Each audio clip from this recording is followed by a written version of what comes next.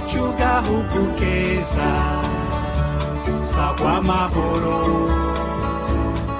bawe abana bawe bose wavyaye utekanirwe utunganirwe gahugu kacu umutima wa Afrika abansi bawe bakanibona waratemvye niwatembagaye iyakuremye irakubona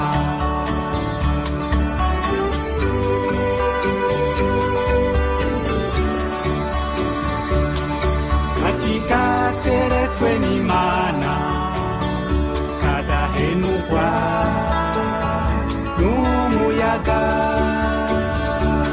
ese agatutu kawe Burundi kw'isi yose ntaho nagasanze mu gitondo izuba riserutse.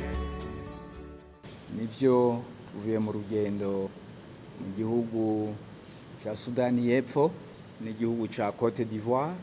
Twaranyarutse turagenda muri Soudan y'epfo aho hari hateganijwe inama y'aka karere k'ibiyaga binini.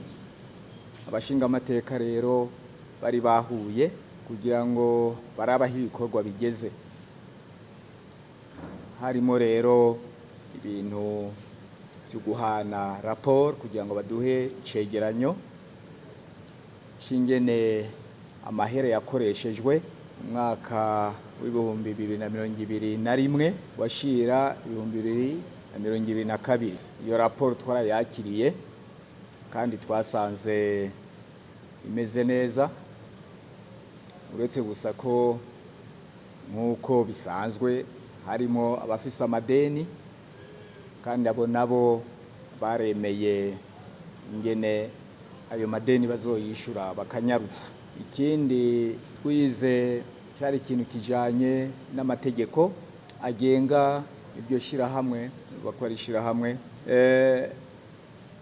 Ayo mategeko hariho akantu sinubona ni ikintu kinini ciyongereyemwo kuko bavuga yuko kumbura impamvu hariho benshi batewa guterera babura abantu babikora babijejwe, noneho niho baciye bemeranya turemera ko amategeko ahinduka gato bakongeramwo umurwi w'amaho ujejwe iby'ubutunzi.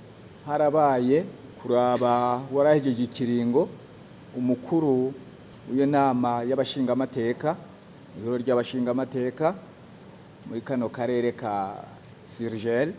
Harabaye rero guhindura nese guhindura ahubwo ko warahejeje ikiringo yari president yari umukuru w'inama nkenguzamateka wa Kenya yarejeje ikiringo ciwe, noneho yatezora yo guca hari wundi amusubirira.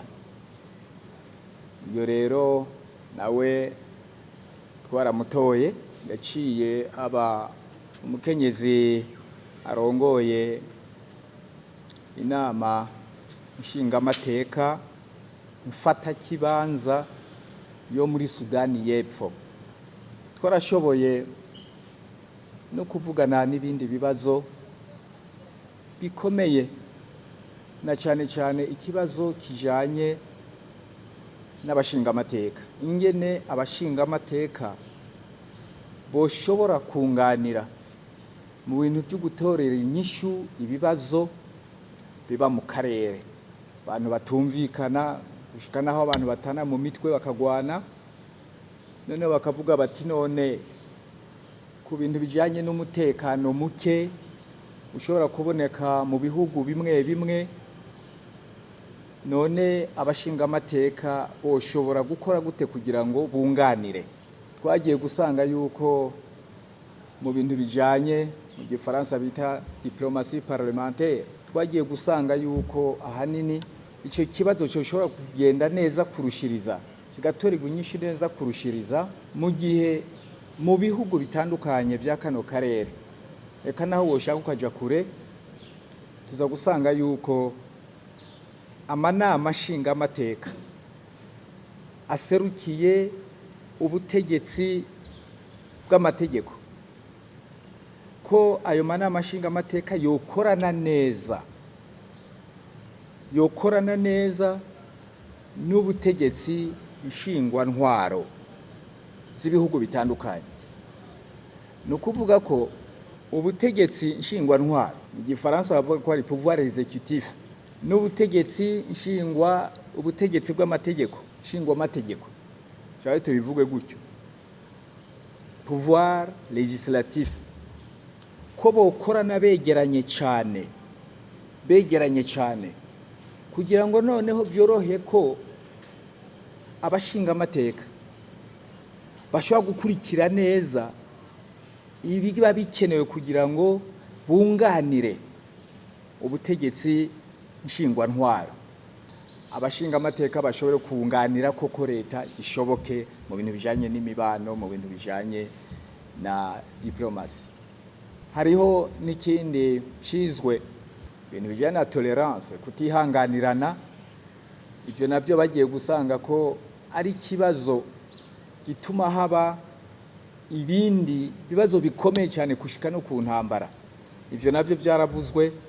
Noneho tushya twemeranya yuko mu bihugu bimwe bimwe bagiye gushiraho amategeko ajanye n'ico kintu cyo kutubahana, cyo kutarekurira abandi, cyo kutemera ko uwundi ashobora kwihanganirwa. Ibyo rero mu bintu bitera ingorane bagiye gusanga yuko bakwiye koko bamwe kuzoshiraho amategeko ashobora gutunganya neza icyo kintu cyubahana gishobora gutora inyishu, kuko bituma haba umutekano muke mu bihugu. Twaciye tuja mu gihugu cya Côte d'Ivoire, aho hari inama nkuru ya 14 y'abakuru barongoye inama nshingamateka zitandukanye muri iryo shirahamwe mu bihugu cyangwa mu mashirahamwe agize iryo shirahamwe rikuru rya PF, bavuga igifaransa. Twarize hari ikibazo cyane ikibazo cy'ibibanza byo muri iyo shirahamwe, ibibanza bitatu bavuga ko bitari bwaronke ababijamwo.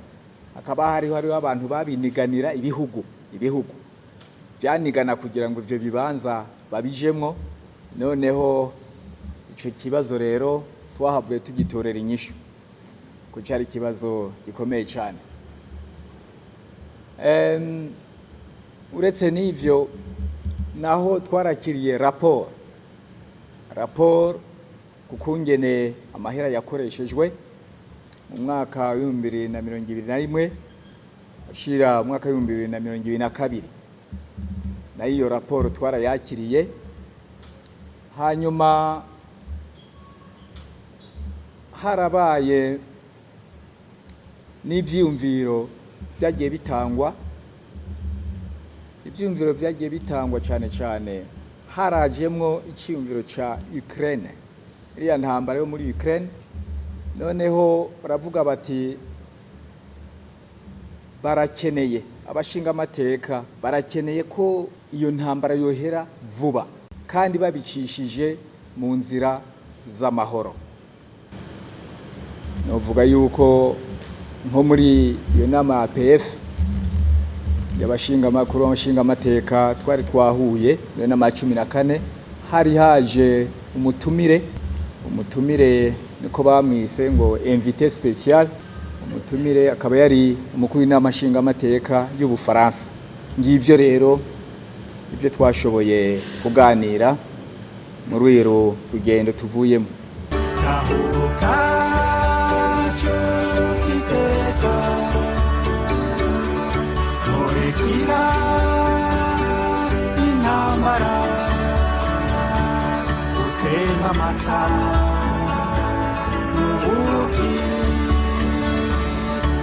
Amahoro